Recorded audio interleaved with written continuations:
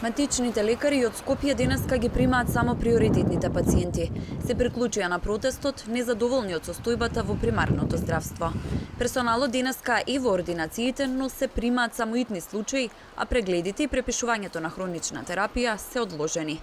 Смета дека со овој чекор ќе дадат до знаење во каква ситуација се наоѓаат, бидејќи здравствените власти со години се глуви на нивните барања. Не реагираме на она што е редовна секојдневна работа, тоа е препишување на хронична терапија, прегледи, единствено нешто што се прима е нормално итните случаи кои што без разлика не се нема да ги вратиме. Сакаме да се избориме за нашите права, кои што сепак сметаме дека ги се служуваме, дека ни се скратени години наназад, особено со активнава пандемија и тоа како се предлабочи и едноставно пошто здравствените власти се почесто глуви на нашите барања, најверојатно ваквиот начин на протести, на изразување на задоволство е она минимално решение кое што може да ни ги подобри и нас условите за работа.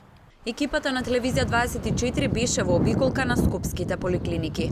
Во поликлиниката Битпазар ни кажа дека пациентите се известени по телефон дека денеска лекарите не препишуваат хронична терапија, но оние кои дошле во ординација не биле вратени, бидејќи, како што кажа лекарите оттаму за телевизија 24, доаѓа викенд и не може да ги остават пациентите сами на себе.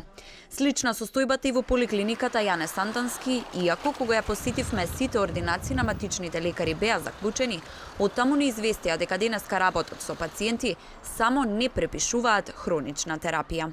Најголем дел од матичните лекари денеска ги примаа само приоритетните пациенти, како што и беше најавено.